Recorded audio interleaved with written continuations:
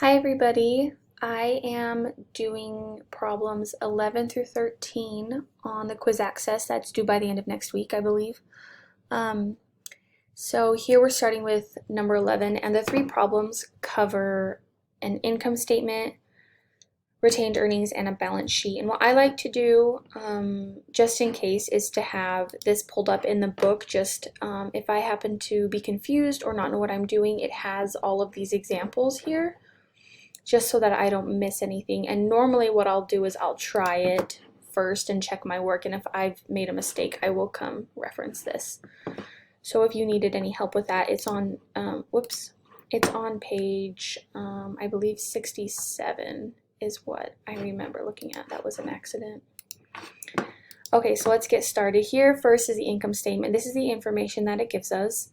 And the income statement, we need to just remember what we're covering. It's revenues minus expenses. So before I get ahead of myself, let's also input here, the income statement covers a period of time, not just a point in time.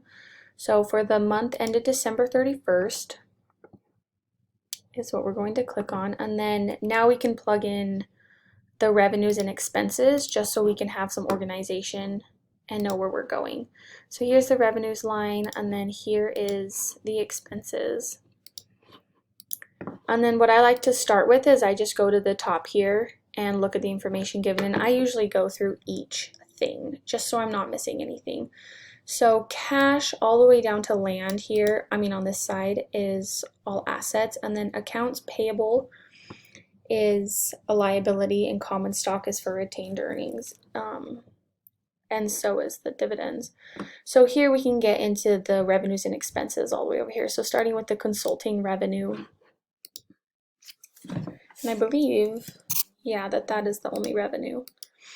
So we've got 27,070, and then that is the only revenue we have. So this can just be put as a 0. And then here, expenses, we're going to look up here. Our first expense is rent expense. And the total is 9,630. And then we have salaries. Oops.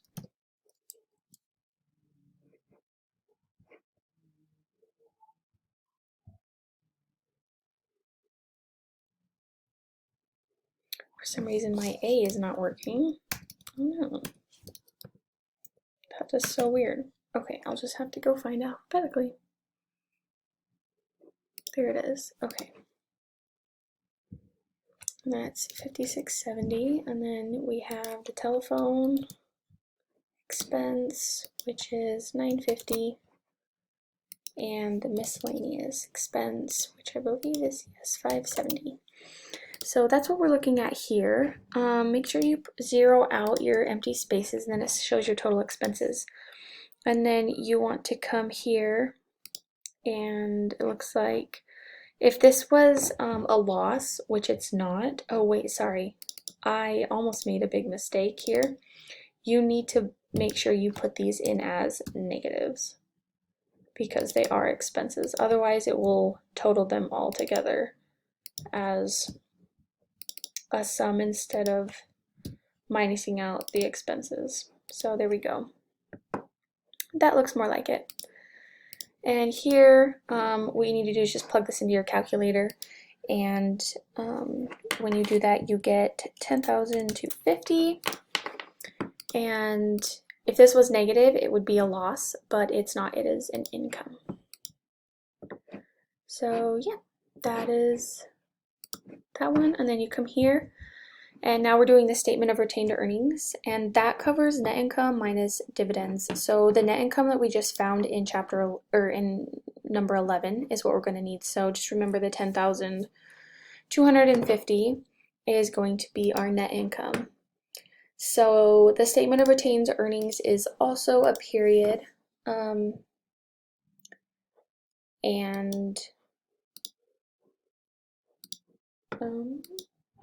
my computer is frozen. Okay, there we go. So as of December 1st is 0, and then we come here and we add a net income, which was the what we just found out, the 10,250. And then that is empty there, and we'll zero that out. And then what we need to add or take out is the dividends, which up here it shows that we have dividends of 6,070. So make sure you put that as a negative number. And you get 4,081, and that is also a 0. And then here you come in, and this is going to be retained earnings December 31st. So this is going to cover that month. So from the 1st to the 31st. And then we're going to come to the next problem here. This is the balance sheet, and it definitely is bigger and requires more information. But we just need to start from the beginning like we have been. So the balance sheet it just covers the assets equals liability minus equity equation. And the balance sheet is a point in time. So as of December 31st, we learned all of that last week.